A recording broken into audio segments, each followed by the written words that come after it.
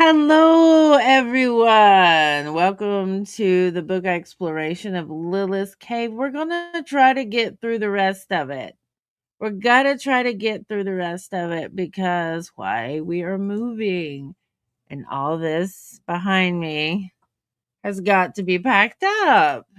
Yeah. So as soon as we get through with this intro, we'll get to it. Welcome to Jevim's research channel. Be advised that this channel is not for anyone under the age of 18. Also, the research and discoveries of this channel should not ever reflect the personal opinion or views of Jevim or her team unless publicly stated. Please understand that the opinions of the audience is also not a reflection of what or how Jevim feels. Let's bring a curious mind and open heart to these spaces for educational purposes only.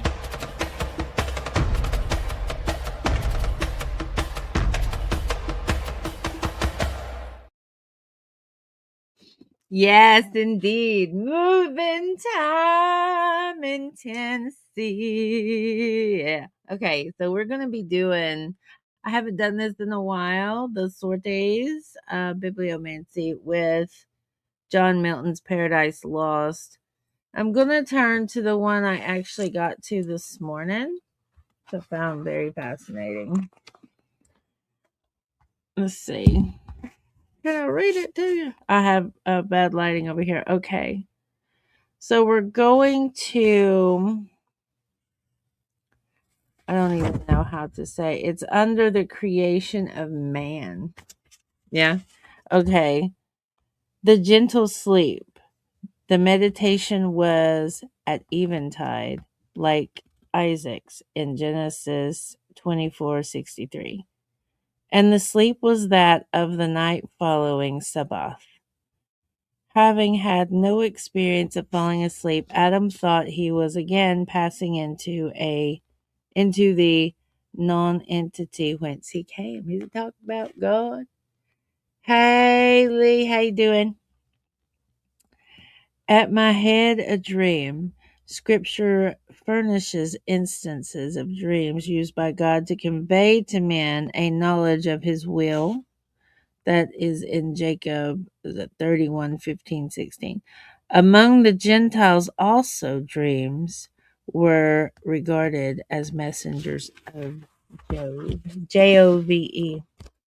Awesome, awesome. What rhymes with Yov, love? Yes. Can I throw that up? Yeah. Put Lee up there. Hey, Lee. Idiom. Glad you're able to make it. All right, let's get to it. I want to open again with the this in the Talmud because talking about spitting in the eyes and spittle and washing of the eyes and blessing and everything. In the Talmud, if you want to discover demons, take sifted ashes and sprinkle them onto your bed, and in the morning you will see something like the footprints of a cock. If you want to see them, take the afterbirth, of a black she-cat of a firstborn, roast it in fire and grind it to powder, and then put some in your eye, and you will see them. What y'all think about that? Do you think any of this would have went over in Sunday school? I mean, did y'all know the Talmud was full of magical spells? Mm. Well, it is. It is. It is. All right. So we left off at Lilith's Cave. That was the second reading we did was Lilith's Cave. The bridegroom. Now, it would be a lot of pages. I didn't know how many more pages we had to go. I don't think we're going to be able to get through the rest of it. However, I will be picking it back up, of course, as soon as I can. We were on one. There we are. Yeah, we got it right on. All right. So the bridegroom. A century ago in the city of, is that Bodosani? I guess it is. There lived a very wealthy Jewish miller. Only the best wheat was ground in his mills, and his customers were legend. Or is that Legion? Probably Legion. Legion. This miller, who was so beautiful and delicate as a flower. Oh, wait, I skipped it. I need to wake up before I try to read this stuff. I'm sorry, y'all. Where is my boo? Do I have a boo? No. We'll just applaud me for my dyslexia this morning. Lee loves my act. Where is it? Oh, thank you, Lee. I love different accents too. I think it's amazing. My favorite being an Australian. All right. I love it. I help myself. Help it. All right. Okay. This miller had also been blessed with a lovely daughter, Hannah, who was as lovely and delicate as a flower. He bought the finest silks and furs for her, as well as precious jewels. Now, why are we doing this? Mhm. That's stuff you buy your wife. Yeah. Anyway, and he gave her the finest chamber in the house, which opened onto a beautiful balcony. Whenever she went out on the balcony, all those who saw her were astonished at her beauty.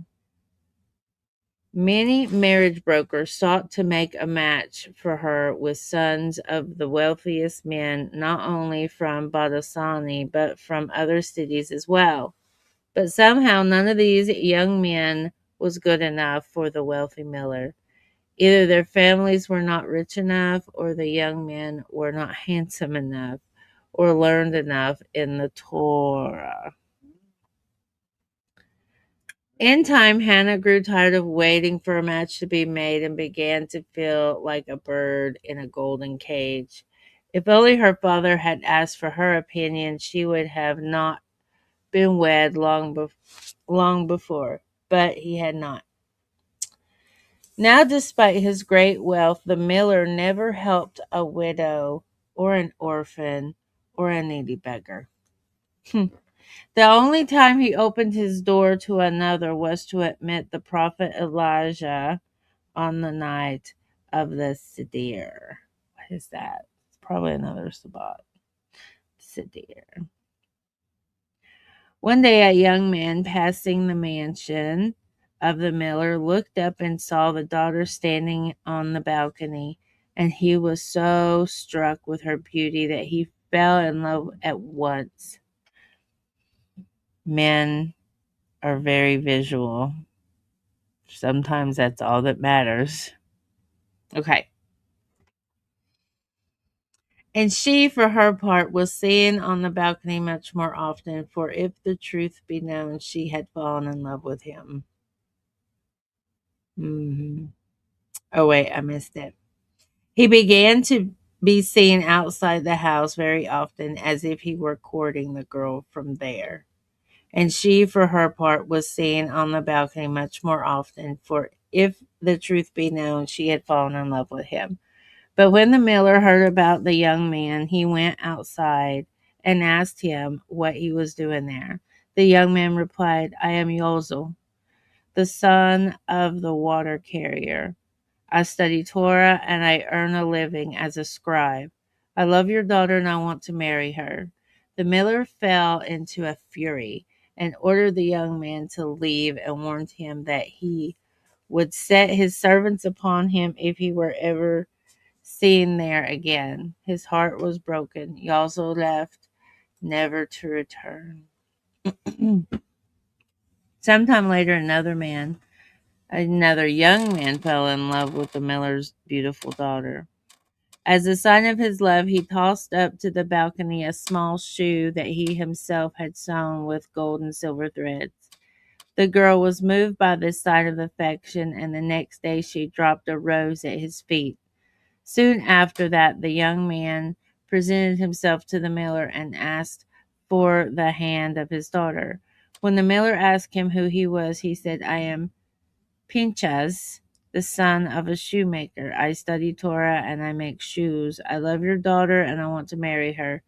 Needless to say, the miller had him thrown out of the house, and so another love was lost from Hannah's life.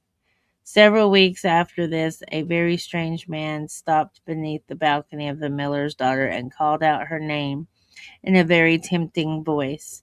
He was short, bent over, and his smile froze the blood of anyone who saw it.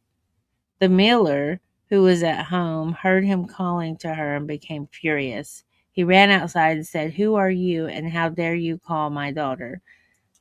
The strange bent man replied, "I am her groom, and I have come to take her with me." The miller could not believe his ears. In his fury, he shouted for the man to get away from his house. Then the man got up to when no, then the man got up to leave, but before he did, he smiled at the miller, and that smile caused a chill to go up and down the miller's spine. And as he left, he said, "Your daughter is rich and beautiful, and she will go away with me." Not long afterwards, the strange man appeared again. This time he leaped from the ground to the balcony of the miller's daughter. Then he opened his arms like black wings to embrace her. They flew away together and disappeared into the darkness. The miller's daughter and her groom, the angel of death. Ooh, yo. That is a Romania oral tradition. That's creepy, y'all. I don't see a Kelly. What happened? Is Kelly? When it says say hi to chat. Oh yeah. Oh, I'm not seeing the Kelly person. Sorry, I missed you.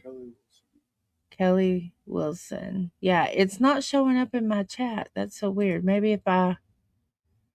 There I go. Maybe if I leave these up, you can see it and I can see it too. That's really strange. So, what is the deal?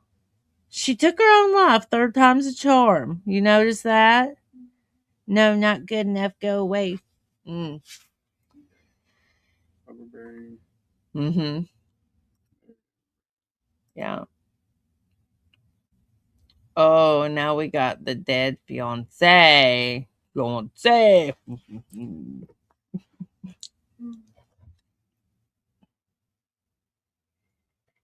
Mm.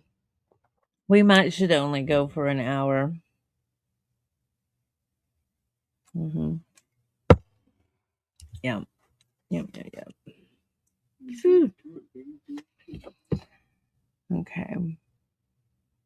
There once was a Hassad of a holy rabbi of Koznitz, Koznitz, who was without children. Hassad, did I say that right? I guess, okay. Every few months he went to the Maggid of Koznitz and asked him to pray for him so that God would bless him with children.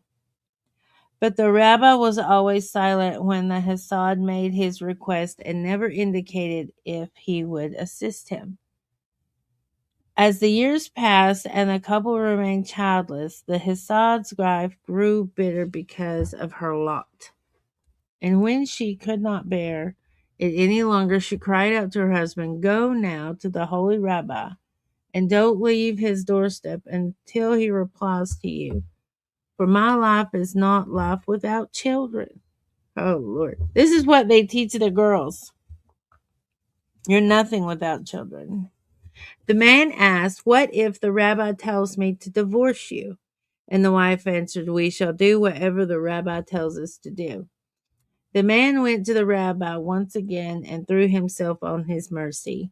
The rabbi listened, then said, "If you are willing to make a great sacrifice to go on a long journey that will leave you impoverished, you may yet succeed in having a child." The Hesed saw that the prospect was a difficult one, but he was willing to undertake it. He told the rabbi, however, that he must first consult with his wife. And when his wife heard the rabbi's words, she said, "Wealthy means nothing if I cannot leave memory after me. Therefore, do as the rabbi says, and perhaps God will have mercy on us after all." The man returned to the rabbi and was told, "Go home, sell all of your possessions, and take the gold with you. Do not keep anything, or your journey will be in vain. Your wife will have to find a way to sustain herself while you are gone. Then go to Rabbi Yaakov, I'm just going to say Yaakov, of Lublin, and tell him that I have sent you. Tell him what you are seeking, and then do exactly what he tells you to do, nothing more or less." So the man journeyed from Koznetz to Lublin and sought an audience with Rabbi Yaakov, known as the seer of Lublin. But the rabbi wasn't able to see him for the first week, nor did he call him in for audience during the second long week of waiting. Meanwhile, the cost to the man was considerable, for he had to pay an inn for his room and board. Still, he dared not repeat his request for fear of provoking the rabbi's wrath. So he continued to wait, even though other petitioners were often called in soon after their arrival. At the end of the third week, just as the man was beginning to give up hope, the audience took place. When the man came into the presence of the rabbi, he saw that the holy man was immersed in a text. Naturally, the man did not interrupt, but waited for a signal to speak. The rabbi continued to read, however, and did not lift his eyes from the page. At last, after a long silence, the rabbi said, "In your youth, you are betrothed for 4 years to a young woman, Miriam Shifra. But when you came of age, you broke this engagement on your own without even informing her or her parents of your decision. She continued to wait for you until the news finally reached her that you had already been wed to another. This caused her great grief, and her father did not find another for her to wed. Now her hour of joy has passed, and you are to blame. Go to her and seek her forgiveness, for only if she forgives you will a soul from a high on high be set free to become your child." Wow. The Hesed was staggered, for he had not even said why he had come, and yet the rabbi knew things about him that the man had never spoken of to anyone. Okay, I gotta stop right here.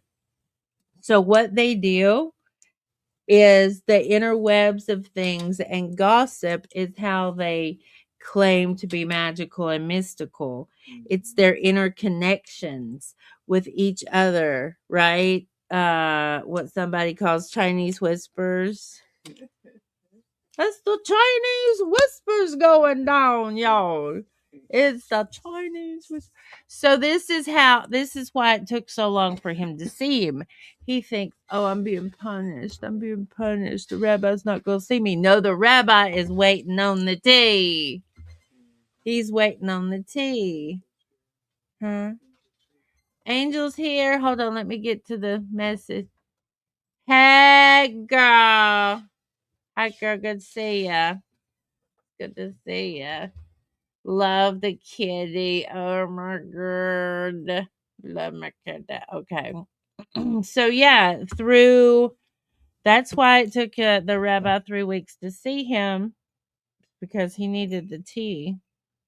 Rabbi needed the tea. He's all knowing. Yeah. Yeah. Mm. He's the Wizard of Oz. He's the sleight of hand. Yeah, it's a secret. Shh, don't tell nobody. Okay. And he realized that this must indeed be the reason he had remained childless, and said, "I cannot imagine how you know this, but it is true, although I have put it out of my mind for many years. I had even forgotten the name of the woman, but now I will do exactly as you say."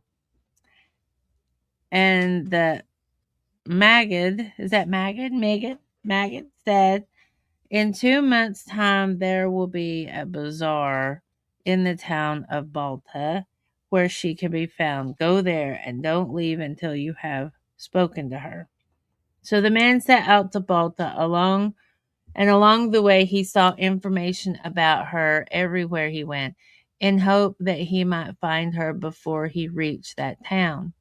But all of his effort came to naught, as no one had ever heard of her. So he continued his journey until he reached Balta, where he took up residence in an inn. Each day he walked through the streets asking about her to no avail. And in the evening he returned to the room and spent the night in the study of the Torah and in prayer that he might fulfill his quest. That is how the days passed until the time arrived for the great bazaar. Crowds of people jammed the streets, and the man went everywhere among them, asking if they had heard of Miriam Shifra, but no one knew anything at all. The Hesed's frustration was very great, and many times he thought of leaving that town and returning home in defeat.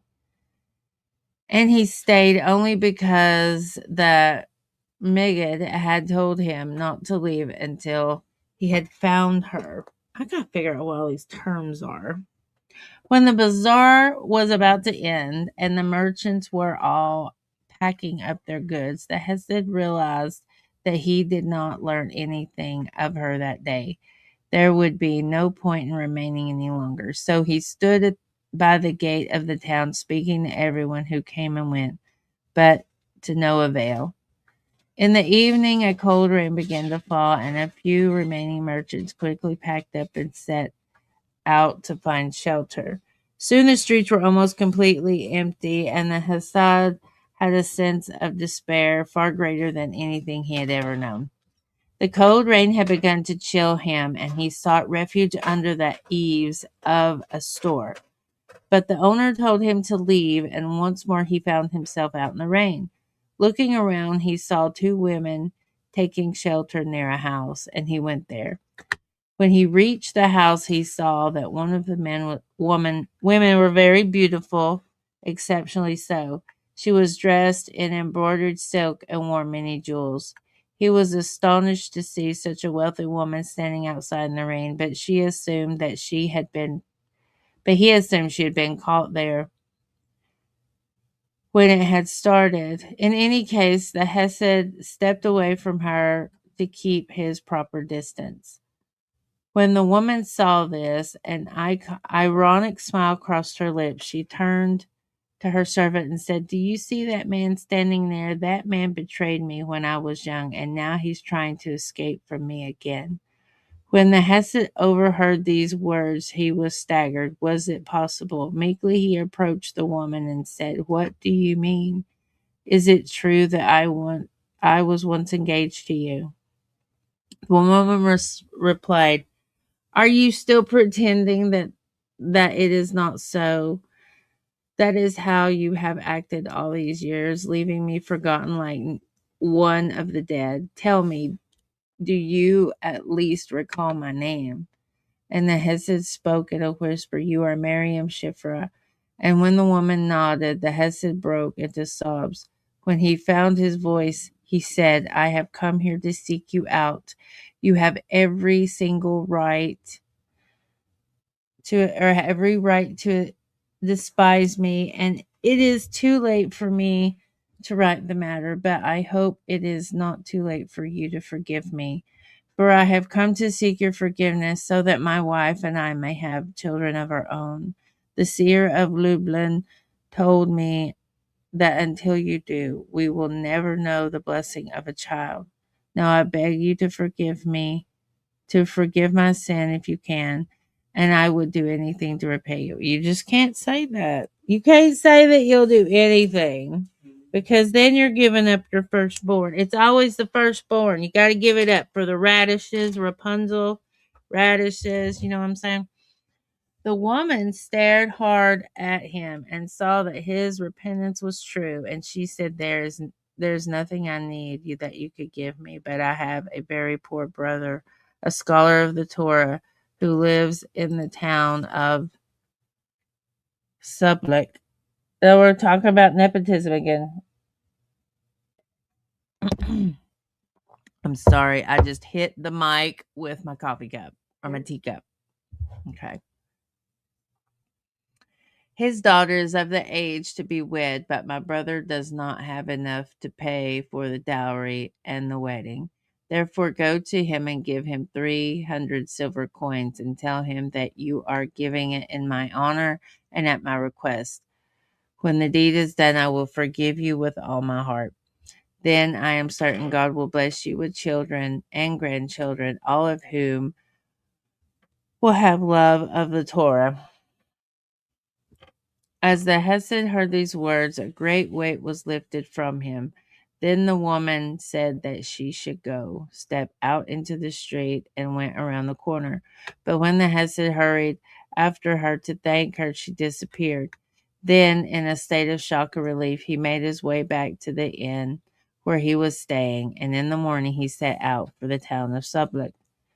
When the Hesed located her brother, he found him very distracted. The Hesed asked him what was wrong, and the man said, my daughter was engaged to the son of a master here in Sublek, and I promised a dowry of 300 silver pieces, but I have not been able to save that much. Now I have received a letter saying that they will cancel the wedding if they do not receive the money in 3 days. There's the number 3 again. So my daughter is sitting and crying and can't be comforted, and my soul is bitter because there is nothing I can do. And when the Hesed heard this, his heart leaped because he had exactly 300 silver pieces left of all that he had brought to him. He did not hesitate, but took out his money pouch, handed it to the man, and said, here, take this, and may the wedding be a great joy to everyone. And when the man saw that it was exactly the amount he needed, he was overwhelmed. Why are you helping me like this? I have never heard of such generosity. Then the Hesed said, I am a messenger from your sister Miriam Shifra. She directed me to give you these coins to you for your daughter's dowry. A very strange look came to the man, and he said, where did you see my sister? When did she tell you that? And the Hesed replied, I saw her in the marketplace of Balta about 3 weeks ago. That's a long time. Then the man shouted, my sister has been dead for 10 years. Come with me and I will show you her grave. And when the Hesed heard this, a chill ran down his spine, for he realized that the woman he had met in Balta was not one of the living. When he stopped trembling, he related everything that had happened and how the sister had promised to forgive him if he paid the dowry. And when the man heard this, he realized that his sister must indeed have come back from beyond to help him, and he too turned pale. The two of them sat in silence for a long time, contemplating the miracle that had taken place. At last the man said, please describe the woman you met so I'll know if she resembled my sister. Then Hesed described her great beauty and the way she was dressed. When the man heard this description, he broke into tears and left the room. And when he returned, he carried with him the very same dress that the woman had worn. He said, this was my sister's favorite dress. After her death, it came into the possession of my wife, but she has never worn it. In honor of my sister, whom she loved very much. The Hesed stood up and took the dress in his hands, and when he did, he felt that it was still slightly damp, as if it had been exposed to rain. And in that moment he heard a distant voice whisper, all is forgiven. But when he looked to see who had spoken, he saw no one. The Hesed felt the tears well up within him, and he began to cry like an infant, shamelessly and without restraint. And the man also broke into tears, for he too had heard the whispered words, and he had recognized the voice that had spoken, that of his sister. After that, the Hesed remained as the man's honored guest and was present at the daughter's wedding and shared in joy. When he left that town, he first returned to Luban to tell the Maggid all that had happened. But when he arrived, he found that the seer already knew, and the Maggid said, "The gates of repentance are open to all, nor must the gates of forgiveness be closed to those who would truly repent." hmm The Hesed asked for forgiveness so that he and his wife might be fruitful and multiply. The Maggid gave him a great blessing that his lineage might live through many generations and that all of his children would have great love of the Torah. And that is exactly what come to pass. And that is Eastern European 19th century. Wow. A widow's curse. Oh my God. Hello. Good to see you. Blessed be. Blessed be. Okay, what time we got? Let's see. We got time for one more. The kiss of death. Summoning the patriarchs. That looks pretty good. What do you guys think so far about these stories, this folklore, this Jewish folklore? Yeah, I think it's good. Well, we can learn a lot about like the conditioning and the societies, right? Just like yeah, um the Grimm brothers is chilling, isn't it? We need to look up what um the Hesed is, because that's what he was supposed to be. Hesiatic is what it might be. A member of a strictly Orthodox Jewish sect of the 3rd and 2nd centuries BC, which opposed Hellenizing influence on their faith and supported the Maccabean revolt. An adherent of Hasidism. Hased. I was saying that all wrong, right? Hased.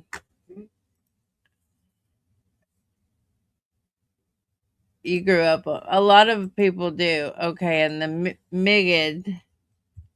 Let's look at Migid. Magid. What is that? It's a. It's an itinerant Jewish preacher. What? So is that a rabbi or no? Is that a rabbi or no? So we're looking at like the Greek, not Greek, but Jewish Orthodoxy. Okay, we're doing one more, y'all.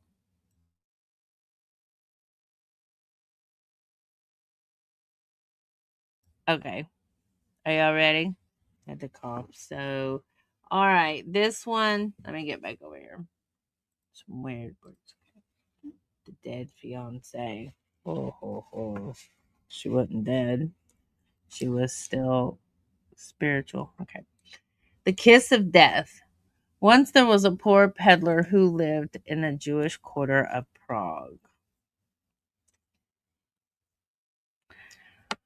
His trade barely yielded enough to support his family, and hunger was an almost daily guest in the house. What is it with all these poor Jews?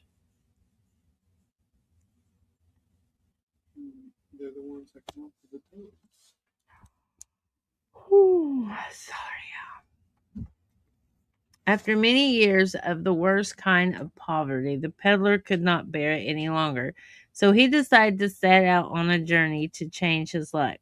He remembered his father speaking of a land on the other side of the sea where it was eternally summer. That must be around the equator. hmm Where roasted chestnuts grew on trees and where cherries were as large as melons. I want to go there. I love me some cherries. Yeah. Gold and diamonds lay scattered everywhere like pebbles for whosoever wished to pick them. The people who lived there were so lazy, however, that they made no effort to learn the crafts, and as a result, gold and other treasures were not as valuable as pins, buttons, pots, and plates. I mean, yeah, I mean, because what is gold? What can you use it? We could, unless you can get it down to a mineral state to absorb by humans as different magical things attached to gold, right? Yeah. Okay. Now these were the very objects that the poor peddler hawked on the street every day, and from which he could barely scratch out a living. If only he could sell his wares in that land of eternal summer. Now the father of that peddler had once found that faraway land by accident, and there he had gained great wealth.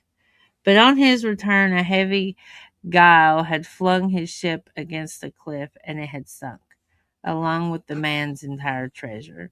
He had returned home penniless and dressed in rags.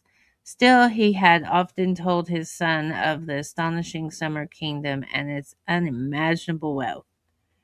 But he had also harped on the dangers of the sea, which had deprived him of his fortune and had almost snatched his life as well.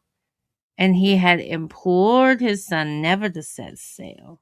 But now, in his great misery, the son forgot his father's warning, as it was that the poor peddler set out on foot for that abundant land, carrying with him a large supply of his wares.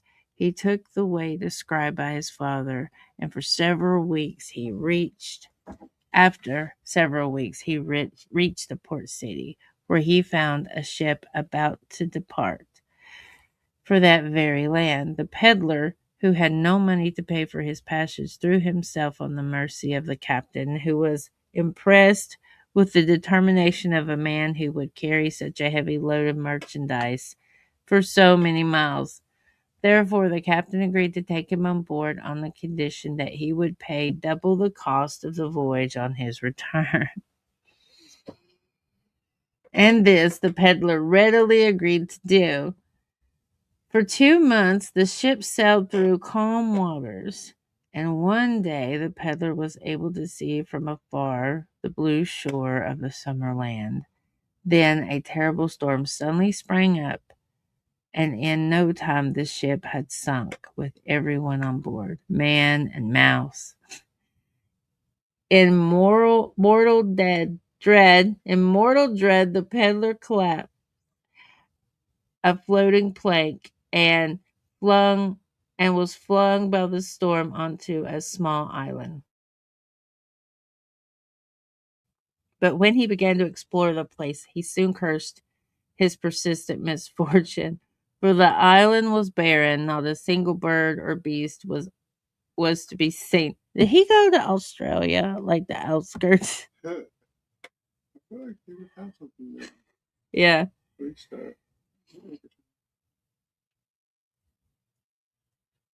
Let's see. Nor was there any trees or berries or food of any kind. In despair, the Jew sank down to await his death. Just a huge griffin flying overhead swooped down and seized him.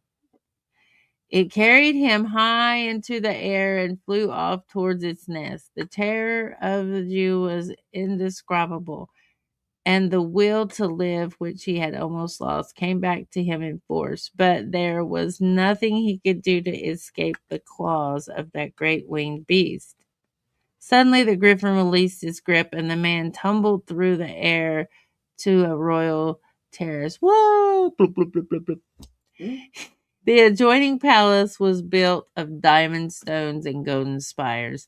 The roof was marble set with rubies. The gates were forged of silver, and all the stairways were covered with purple carpets. Ooh, metallurgy.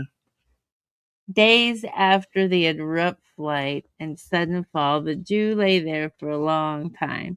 When he finally opened his eyes, he was laying on a couch of soft silk carpet, and nearby sat a most beautiful girl with golden hair.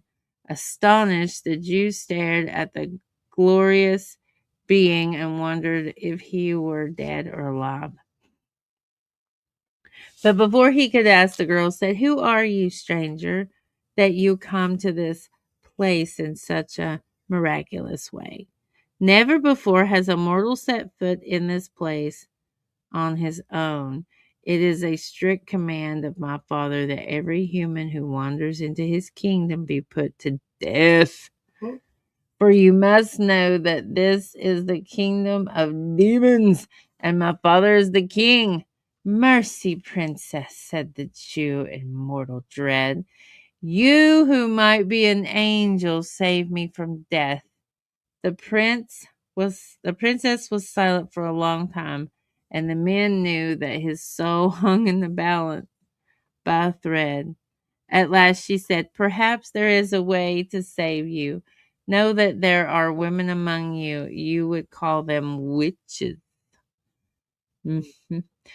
Who are in league with us. They steal human children and substitute changelings for them." That's such a rubbish bull bag of bull. Rubbish bag of bully.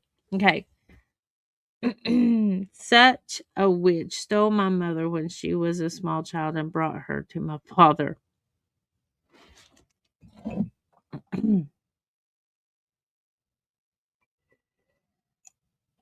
It's her daddy Epstein. Okay. Mm-hmm. He educated her in his palace, and when she came of age, she became one of his wives. He educated, yeah, that his favorite one because of her great beauty, the youngest and okay. But she died giving birth to me, and my father in his grief blamed me for my mother's death and banished me to this solitary palace, which he visits only once a year. I am allowed no other visitors, and I am suffering greatly from loneliness. Now that you have come here so miraculously, take me for your wife, and in this way you will save yourself, for my father will not put my husband to death." Enraptured by the claim or charm and beauty of the princess, and desperate as well, the Jew agreed to marry her, even though she was half human and half demon. He even forgot that he was already married and had fathered and the father of children. Thus he let himself be drawn by the beauty that shone before him like a star. The wedding took place the same day, and they celebrated for 7 days, although there were no guests. At first the Jew imagined that he was in love, and he erased his past life from his mind, as if he had died and been reborn. But after a few months, the man found that he was dreaming at night of his human family, so far away. In those dreams, he kissed his children and held them and told them how much he had missed them. And when he awoke and found that they were still separated, he grew very sad, so that the princess could not help but notice. She saw as well how often he would cry out in his sleep, and when at last she recognized that he was homesick, she said, "I can see that your thoughts dwell in your native country. I do not want to hold you back. If it is your will to go, soon the time will come for my father to arrive. You can depart with him and return home for 1 year, if you will promise to come back For know that I have grown to love you, I do not think I could bear the solitude any longer." The man was overjoyed at the generosity of the princess and recognized that her love for him must be great. And he made a vow that he would indeed return at the end of the year. Then she presented him gold with a great bag of gold, so that he would not return home empty-handed and would lack for nothing. Soon afterwards, Osmodeus arrived with all of his retinue, and he was amazed, to say the least, to discover that his daughter had been wed to a human being. But as she had expected, he did not attempt to deprive her husband of his life. He was more reluctant, however, to agree to his daughter's request that the man should be given safe passage for 1 year to return to his native land. For Osmodeus could not comprehend how his daughter's husband could be true to her and still long for his human family at the same time. But when his daughter implored him and told him of the man's vow to return, Osmodeus agreed at last, although he warned the man not to take his vow lightly and to return when the year had ended. Osmodeus is bad, but like not murderous, maybe. Okay. King of Demons. Okay. The man assured Osmodeus that he would. And with that, the king of demons motioned to one of his demonic slaves, who seized the man with his mighty arms and took flight. On racing wings, they traveled a distance that seemed to cover half the earth, and before an hour had passed, the man recognized the towers of Prague. The demon flew the Jew to the roof of his house, dropped him down the chimney, and disappeared. Now, when someone suddenly fell out of the chimney, the terror of the peddler's family was immense. But the terror soon changed to joy when they recognized him. And when the man recovered from the shock, he embraced and kissed all the members of his family, showed them the bag of gold that he had brought with him, and began to tell of his adventures. But he avoided telling them that he had taken a second wife in the kingdom of demons. Instead, he said that he had proceeded in selling his wares in the land of the eternal summer, and that the bag of gold was what he had earned. They were amazed by all that they heard, but because of the gold, they did not doubt the tale. See, it's okay to marry her if she's a fair maiden, but if she starts speaking her mind, she becomes a Lilith. You see how that goes? The Jew, who had always been more ardent to study the Torah than to ply his trade, now devoted himself to that subject the whole time. His knowledge secured him honor in the community, and his wealth made it possible for him to provide charity to many of those in need. In this way, the year soon came to an end, but the man had forgotten the princess and felt no desire to return. She, however, still awaited her husband impatiently and was confident that he would fulfill his vow. When he did not appear, she sent the winged demon to fetch him just as the man was on his way home from the evening prayers. The demon said, "The year away from your wife is more than over. It is time for you to return." The Jew was terrified, for he knew that the demon could snatch him away at will. So he said, "I am not yet prepared to return. Go back to your mistress and ask her if I may be given just 1 more week." The demon disappeared, and the man hoped that he had gained more time. But the next day, when he went to the synagogue, he saw the princess herself. She showed her wedding contract to the congregation and called for a rabbinic court to be convened. This was done at once, and after hearing the testimony of both sides, the court ruled that because the man had previously been married, his marriage to the princess was invalid, and therefore he had been freed from his vow. Woo! The princess was devastated and burst into tears. Then a great anger took a hold of her and she decided to take revenge.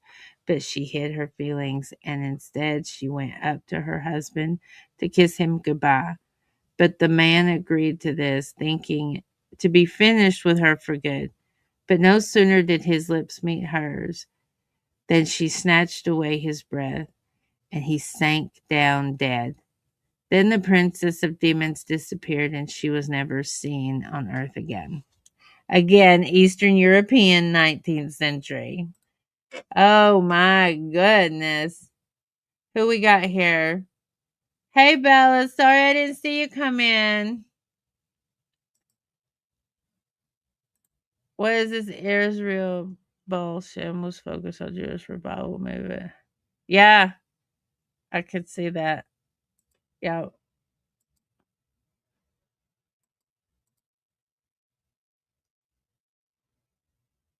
119th Psalm every day. Let's look at it.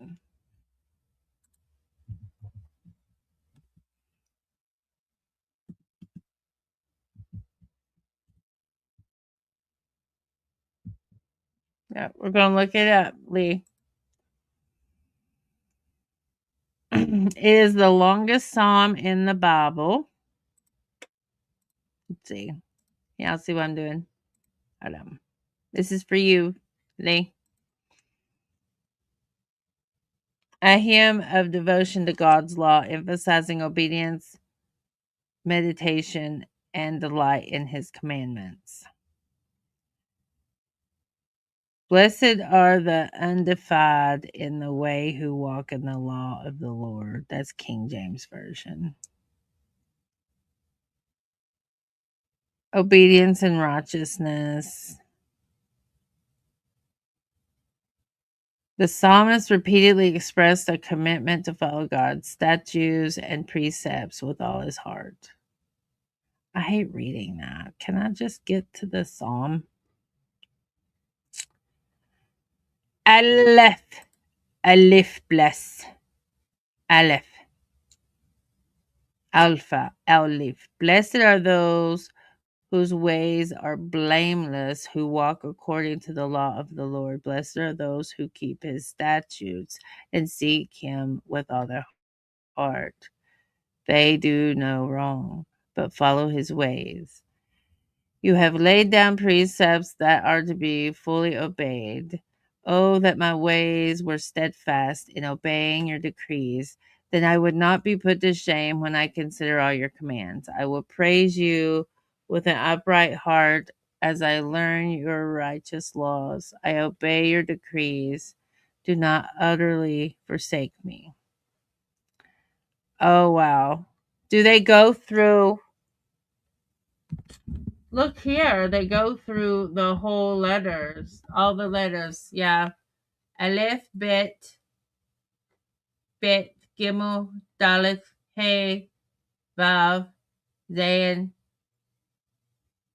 It's usually Chet, Het, Tet, Yod, Kof, Lamed, Mem, Nun, Zemek, Ayin, Pe, Sadi, Kof, Resh, Shin, Tuv. Yep. So there's something. So like all these are deliberately under the whole Aleph bit. That's what that looks like they've done. Yeah. That's what it sure does. The way of the mystic's arrow. Aleph bit. Yeah. Wow. Guess what I'm working on now? I don't think I should tell y'all.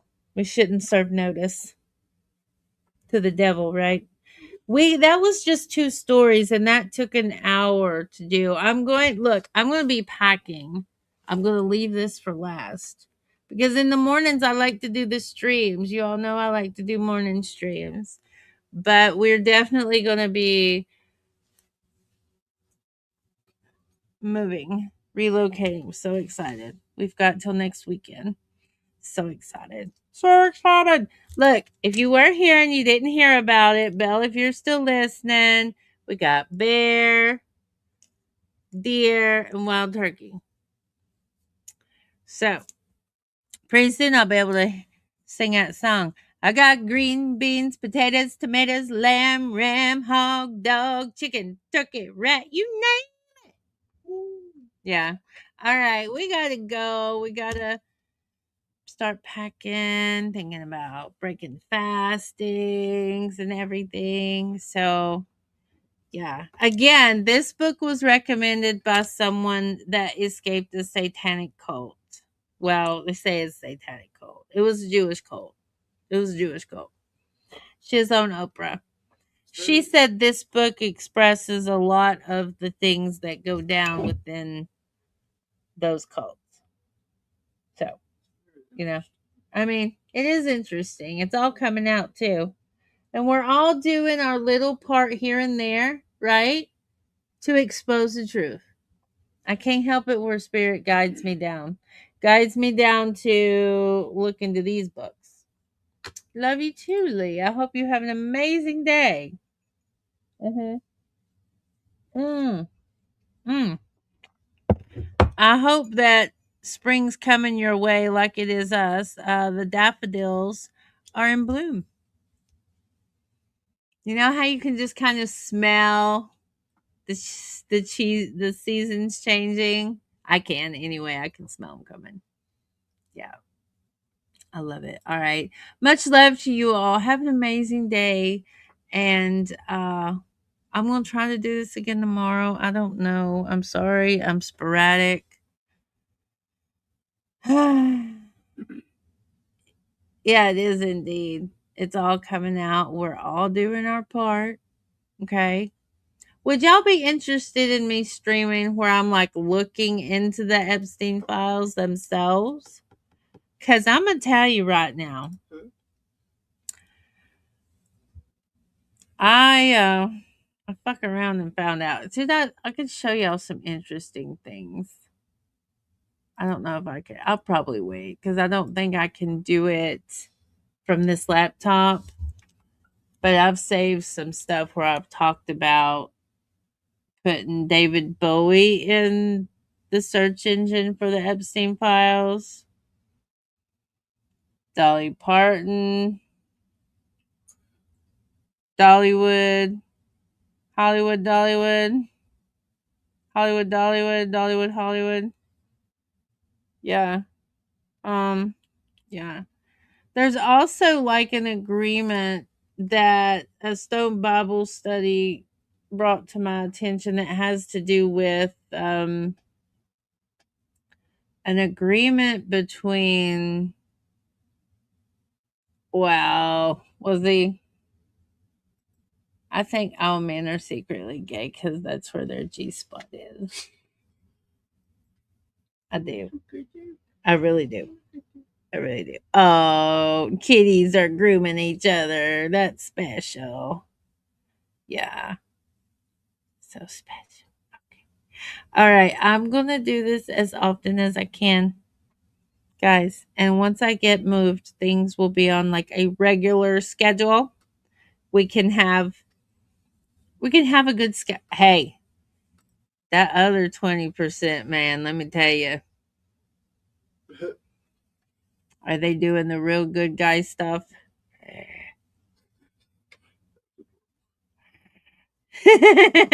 All right, we'll see you all later. Have a good day.